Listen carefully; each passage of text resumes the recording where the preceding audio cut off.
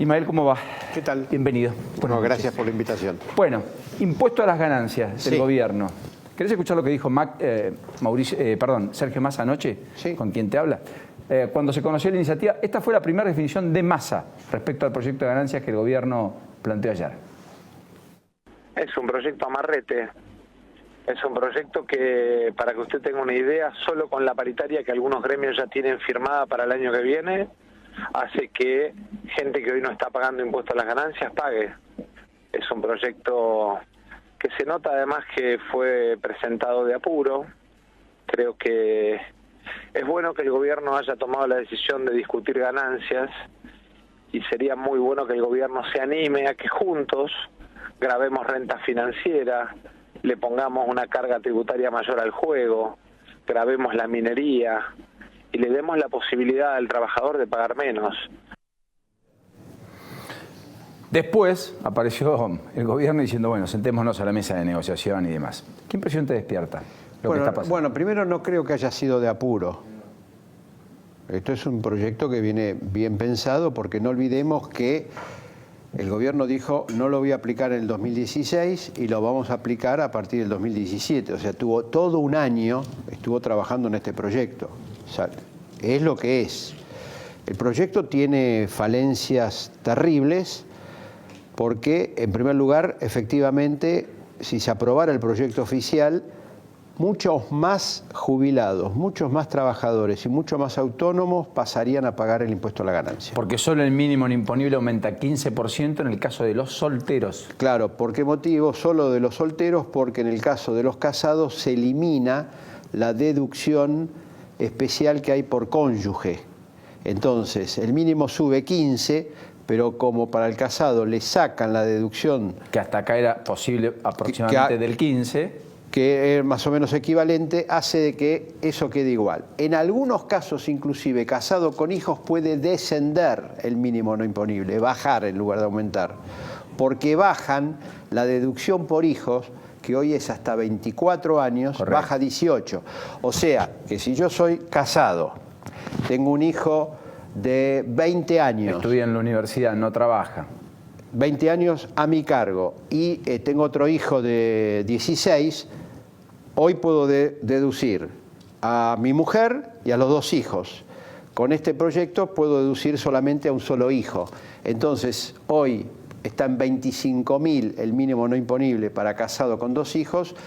Con esto, si se saca la mujer y se saca el hijo, puedo estar por debajo de 20.000 pesos. Es verdad que esas deducciones no eran lo completa que deberían ser, es decir, no podías deducir lo que, en todo caso, si tu mujer no trabajara, implicaba como gasto, o el chico de 16 y ni siquiera el de 20 estudiando. Quiero decir, las deducciones eran malas, eran magras, eran escuetas, eran bastante amarretes, siguiendo el término de Massa, sí, pero por lo menos existían, ahora ni siquiera existen. Ahora directamente, y además se eliminan la posibilidad de deducir de otros parientes también. O sea, no y cuando solamente... tenés un mayor a cargo, que le pasa a muchos de los que están en edad laboral, 45, hoy te permiten deducir algo, hoy con este proyecto no. Con este proyecto se elimina todas las deducciones de relaciones familiares, con excepción de los hijos hasta menores de 18 años. Ismael. Entonces, este es el primer, digamos, tema que hace que, si mañana una paritaria en el 2017 aumenta 20%, no digo ni 25 ni 30, 20, casi en línea con la meta de inflación, más gente va a pagar. ¿De cuánto estamos hablando? Y podemos estar hablando de 800.000 a 1 millón de personas más que pagarían el impuesto a la ganancia. Cuando en la campaña electoral se dijo exactamente lo contrario. En la campaña electoral que los trabajadores no iban a pagar impuesto a la ganancia y acá se grava más. Esa segunda cuestión, que también tiene importancia, es que se cambian las alícuotas, los rangos salariales sobre los cuales se aplica la tasa efectiva del impuesto, que tiene que ver con lo que se conoce comúnmente como la tablita de Machinea, que quedó congelada allí en el año 2000 y que durante 16 años no se ajustó. Muy bien. Ahora se lo empieza a ajustar, pero de manera gradual en el curso de 3 años. Entonces, la reducción del pago del impuesto para aquellos que ya están alcanzados es muy pobre.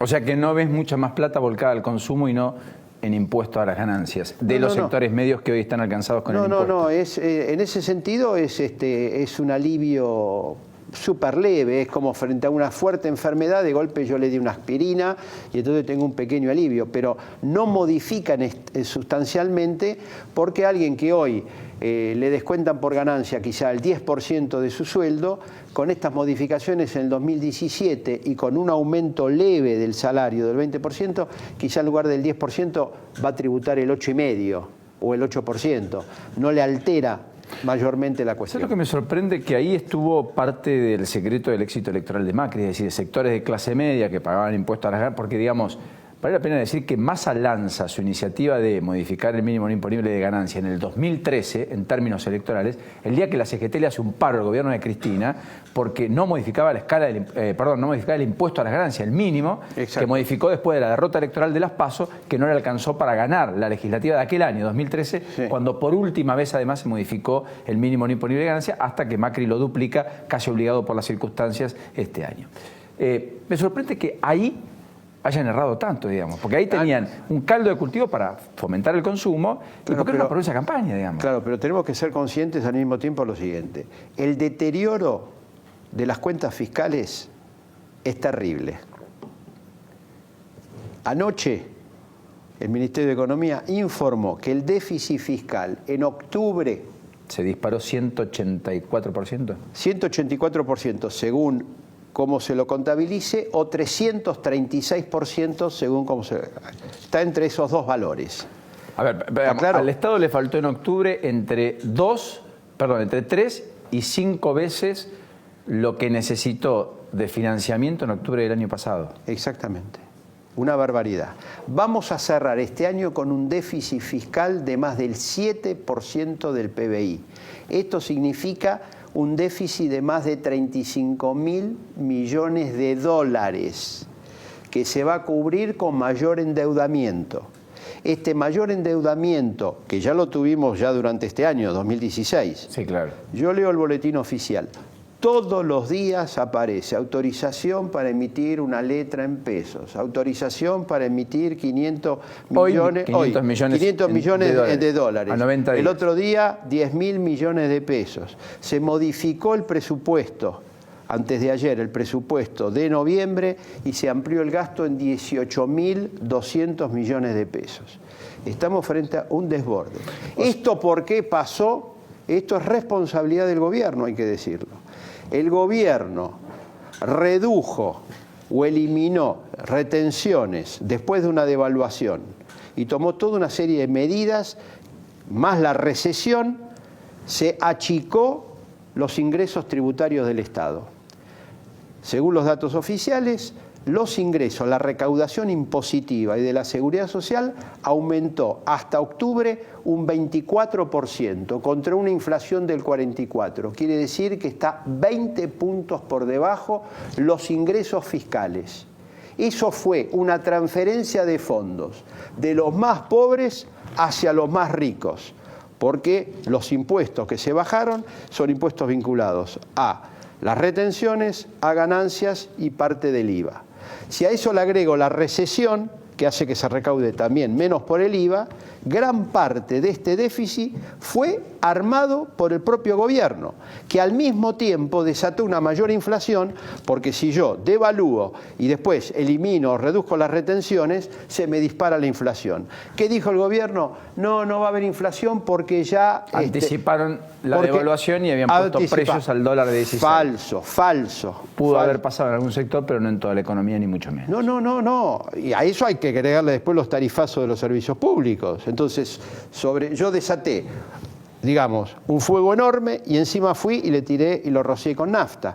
Eso es lo que pasó. Por eso tenemos una inflación del 44%. O sea, que de ajuste Macri tiene nada. ¿Cómo? De ajuste en el sentido de el ajuste ortodoxo de las cuentas públicas, de déficit fiscal mermando fuertemente, de un gasto público que se reduzca brutalmente, que yo... No, o sea, Macri lo cuestiona a la derecha o por derecha, la ortodoxia, y la cuestionan por izquierda, por estas cosas que vos decís. Bueno, primero por varias razones. Primero porque el salario real cayó 10 puntos, 35% en promedio las paritarias contra 44% de inflación. Los jubilados perdieron más porque tuvieron 2 aumentos del 31,7% contra una inflación del 44%. La AFIP informó el otro día que respecto de diciembre se perdieron 127.000 puestos de trabajo formales en blanco. Si le agrego lo que se pudo haber perdido por trabajo informal, lo que comúnmente llamamos trabajo en negro, debemos estar con 200.000 puestos de trabajo menos que los que había en diciembre del año pasado. Todo eso, evidentemente, es un deterioro formidable. Y bueno, esta es la situación y hemos llegado. Ahora, al mismo tiempo ahora, el contexto internacional, el contexto externo de la Argentina es mucho más adverso, especialmente después del triunfo de Donald Trump. Va a subir la Reserva Federal la tasa de interés, va a crecer el costo del financiamiento, Argentina está muy endeudada, necesita tomar deuda en el 2017, según el presupuesto nacional que está ahí en el Congreso, necesita 40.000 millones de dólares de nueva deuda. Entonces vamos a tener un costo muy grande. ¿Cuál es el rubro de las cuentas públicas que más está creciendo? Deuda. Intereses de la deuda. Los intereses de la deuda aumentaron hasta octubre un 77%, contra un 44% de inflación.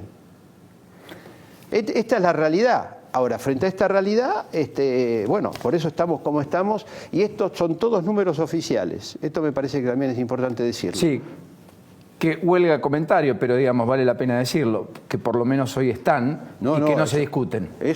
Pequeño avance. Eso es muy, pero muy importante, pero ahí están los números que nos están mostrando una realidad. Ahora, ¿para qué queremos los números? Para transformar la realidad, no para agravarla. Ahora, por este camino estamos agravando las cosas. La Argentina ya lleva 15 meses consecutivos de recesión económica. Sí, que empezó en el segundo semestre del año pasado. El segundo semestre, o sea que estamos hablando ya casi un año y medio.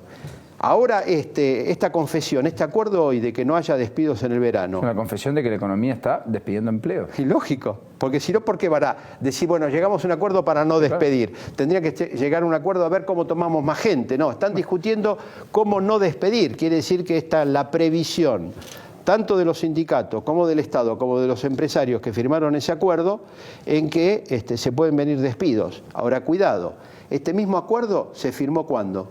Hace 5 meses, 6. 5 meses. ¿Qué pasó en estos 5 meses? Según los datos de la AFIP, en estos 5 meses se perdieron 91.000 puestos de trabajo. En el sector formal, en blanco, registrado en la economía privada. Exactamente. Quiere decir que aquel acuerdo no sirvió. Entonces la pregunta que yo me hago es lo siguiente: ¿este acuerdo va a servir? Gracias, Ismael. No, al contrario. Por eso quería escucharte. Muy gentil. Ismael Bermúdez, aquí con nosotros.